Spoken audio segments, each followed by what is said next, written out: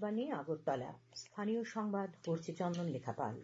এখনকার বিশেষ বিশেষ খবর হলো, মকর সংক্রান্তি আজ রাজ্যে যথাযোগ্য মর্যাদা উদযাপিত হচ্ছে।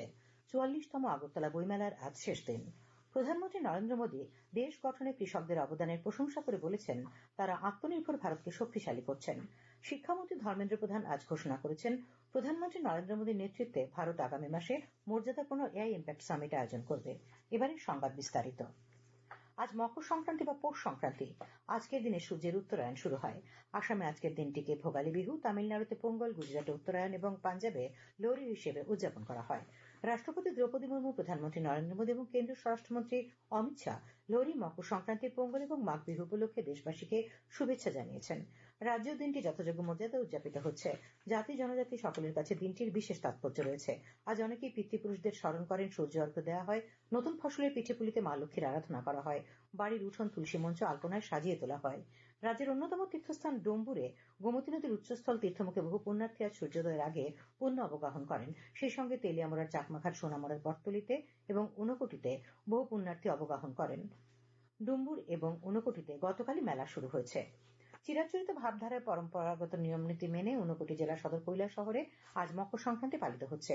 আমাদের ঊনকোটি জেলার সংবাদদাতা অনুপম ভট্টাচার্য জানিয়েছেন, আজ ভোরে শৈবতীর্থ ঊনকোটির পবিত্র সীতাকুণ্ডে শত শত পুণ্যার্থী পুণ্য অবগাহন করেন এবং পিতৃপুরুষের উদ্দেশ্যে তর্পণ করেন। প্রতিটি বাড়ি ঘরে সাধ্যমতো পিঠেপুলি, পায়েস ইত্যাদির আয়োজন ছিল। বাড়ি বাড়ি ঘুরে সংকীর্তন করা এই দিনের এক বিশেষ রীতি। মকর সংক্রান্তি বা উত্তরায়ণ সংক্রান্তি ঘিরে সর্বত্রই উৎসবের আমেজ পরিলক্ষিত হচ্ছে। আজ দ্বিতীয় দিনে ব্যাপক পুণ্যার্থী সমাগমে ভাসছে সোনামুড়ার বটতলির মকর সংক্রান্তি মেলা। গতকাল রাতে উচ্চশিক্ষামন্ত্রী কিশোর বর্মন এই মেলার উদ্বোধন করেন। মেলার আজই শেষ দিন। পর্যটন মন্ত্রী সুশান্ত চৌধুরী বলেছেন, আগামী দিনে রাজ্যের বিভিন্ন কলেজগুলিকে কিভাবে বইমেলামুখী করা যায় সে বিষয়ে ভাবনা চিন্তা রয়েছে সরকারের। এছাড়াও জেলা বা মহকুমা ভিত্তিক বইমেলার আয়োজন করার বিষয়ে আগামী দিনে বিবেচনা করা হবে। আজ আগরতলার হাঁপানি আন্তর্জাতিক মেলা প্রাঙ্গণে 44তম আগরতলা বইমেলার সমাপ্তি ও সম্মাননা প্রদান অনুষ্ঠানে কথা বলেন তিনি। অনুষ্ঠানে উপস্থিত ছিলেন উচ্চশিক্ষামন্ত্রী কিশোর বর্মন, ডেপুটি মেয়র মনিকা দাস দত্ত, রাজ্যভিত্তিক সাংস্কৃতিক উপদেষ্টা কমিটির চেয়ারম্যান সুব্রত চক্রবর্তী প্রমুখ। এবারে মেলার মূল ভাবনা ছিল বন্দে মাতরম 150।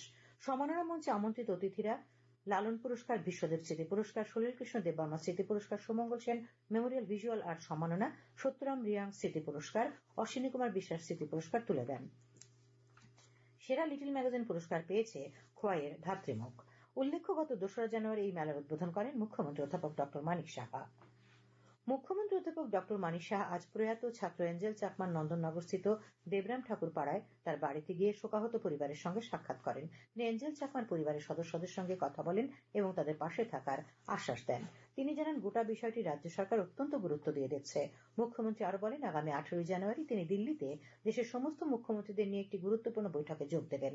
ওই বৈঠকে তিনি এঞ্জেল চাকমার ঘটনার বিষয়টি উত্তরাখণ্ডের মুখ্যমন্ত্রীর সঙ্গে আলোচনা করবেন। প্রসঙ্গত উল্লেখ্য, গত 9 ডিসেম্বর উত্তরাখণ্ডের দেরাদুনে এক হামলার পরে গুরুতরভাবে এঞ্জেল আহত হয়েছিলেন। দীর্ঘদিন চিকিৎসাধীন থাকার পর গত 26 ডিসেম্বর তাঁর মৃত্যু হয়। আসামের মুখ্যমন্ত্রী হিমন্ত বিশ্ব শর্মা আগামীকাল রাজ্য সফরে আসছেন। তিনি আগামীকালই উদয়পুরের মাতাবাড়িতে ত্রিপুরা সুন্দরী মন্দিরে পুজো দেবেন। মুখ্যমন্ত্রী অধ্যাপক ডক্টর মানিক সাহা আজ আগরতলায় এ খবর জানিয়েছেন। দক্ষিণ ও গোমতী জেলার যাত্রীদের সুবিধার্থে আগরতলা কলকাতা গরিব রথ এবং আগরতলা ব্যাঙ্গালোর হামসফর এক্সপ্রেস সাবরুম স্টেশন থেকে চালু করার জন্য উত্তর পূর্ব সীমান্ত রেলওয়ের আঞ্চলিক ব্যবস্থাপককে চিঠি লিখেছেন বিধায়ক দীপঙ্কর সেন। তিনি এই দাবি সম্পর্কে মুখ্যমন্ত্রী অধ্যাপক ডক্টর মানিক সাহা এবং পরিবহন মন্ত্রী সুশান্ত চৌধুরীকে অবগত করেছেন। খবর প্রচারিত হচ্ছে আকাশবাণীর আগরতলা কেন্দ্র থেকে। আকাশবাণীর সংবাদের আপডেট পেতে লগ ইন করুন www.newsonair.com এবং নিউজ অন এআইআর অ্যাপ এবং টুইটার, ফেসবুক প্ল্যাটফর্মে এআইআর নিউজ অ্যালার্টসে, ইউটিউবে লক্ষ্য রাখুন নিউজ অন এআইআর অফিসিয়ালে। এছাড়াও আকাশবাণী আগরতলার সংবাদের আপডেট পেতে দেখুন টুইটার বা এক্স হ্যান্ডেলে আকাশবাণী নিউজ আগরতলা, ফেসবুকে এআইআর নিউজ আগরতলা এবং ইউটিউবে আকাশবাণী নিউজ আগরতলা। প্রধানমন্ত্রী নরেন্দ্র মোদী দেশ গঠনে কৃষকদের অবদানের প্রশংসা করে বলেছেন যে তারা আত্মনির্ভর ভারতকে শক্তিশালী করছেন। তিনি বলেছেন যে কৃষকরা জাতি গঠনে শক্তিশালী অংশীদার। তিনি বলেন, কেন্দ্র কৃষকদের ক্ষমতায়নের জন্য প্রতিশ্রুতিবদ্ধ এবং এই লক্ষ্যে অক্লান্ত পরিশ্রম করছে। আজ নতুন দিল্লিতে কেন্দ্রীয় তথ্য ও সম্প্রচার প্রতিমন্ত্রী ডক্টর এল মুরুগানের বাসভবনে আয়োজিত পোঙ্গল উদযাপনে অংশ নেওয়ার পর তাঁর বক্তব্যে প্রধানমন্ত্রী একথা বলেন। हमारे किसान राष्ट्र निर्माण के मजबूत साथी है। उनके प्रयासों से आत्मनिर्भर भारत अभियान को बहुत मजबूती मिल रही है। केंद्र सरकार भी किसानों को सशक्त बनाने के लिए प्रतिबद्ध होकर लगातार काम कर रही है। साथियों, पोंगल का त्योहार हमें प्रेरित करता है कि प्रकृति के प्रति आभार केवल शब्दों तक सीमित न रहे, उसे हम जीवन शैली का हिस्सा बनाएं। जब ये धरती हमें इतना कुछ देती है, उसे संजोने का दायित्व भी हमारा है। अगली पीढ़ी के लिए मिट्टी को स्वस्थ रखना, पानी को बचाना और संसाधनों का संतुलित उपयोग करना सबसे जरूरी है। मिशन लाइफ, एक पेड़ मां के नाम, अमृत सरोवर जैसे हमारा अभियान इसी भावना को आगे बढ़ाते हैं। हम खेती को अधिक सस्टेनेबल और पर्यावरण के अनुकूल बनाने के लिए निरंतर काम कर रहे हैं।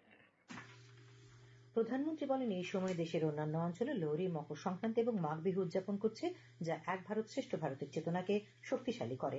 সংবাদ মাধ্যমের সঙ্গে আলাপকালে ড মুরুগান প্রধানমন্ত্রী নরেন্দ্র মোদীর প্রতি কৃতজ্ঞতা প্রকাশ করেন এবং তার বাসভবনে পোঙ্গলের আচার অনুষ্ঠানে যোগদানের জন্য কৃতজ্ঞতা প্রকাশ করেন। তিনি দেশবাসীকে পোঙ্গল এবং মকর সংক্রান্তির শুভেচ্ছা জানিয়েছেন। শিক্ষামন্ত্রী ধর্মেন্দ্র প্রধান আজ ঘোষণা করেছেন যে প্রধানমন্ত্রী নরেন্দ্র মোদীর নেতৃত্বে ভারত আগামী মাসে মর্যাদাপূর্ণ এআই ইম্প্যাক্ট সামিটের আয়োজন করবে। পোঙ্গল উদযাপনে অংশগ্রহণ এবং সামিটের আগে ইনস্টিটিউটের অগ্রগতি পর্যালোচনা করতে Indian Institute of Technology Madras সফরকালে তিনি এই ঘোষণা করেন। সংবাদ মাধ্যমকে তিনি শিক্ষা, স্বাস্থ্যসেবা এবং উৎপাদনের মতো ক্ষেত্রে কৃত্রিম বুদ্ধিমত্তা দ্রুত বিশ্বব্যাপী গ্রহণের বিষয়টি তুলে ধরেন। তিনি বলেন যে আসন্ন শীর্ষ সম্মেলনটি এআই উদ্ভাবন এবং প্রয়োগে দেশের ভূমিকা জোরদার করার জন্য একটি প্ল্যাটফর্ম হিসেবে কাজ করবে।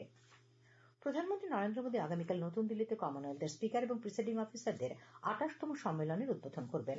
লোকসভার অধ্যক্ষ ওম বিড়লা সম্মেলনে সভাপতিত্ব করবেন। ৪২টি কমনওয়েলথ দেশ এবং ৪টি আংশিক স্বায়ত্তশাসিত সংসদের ৬১ জন স্পিকার এবং প্রিসাইডিং অফিসার সম্মেলনে যোগ দেবেন।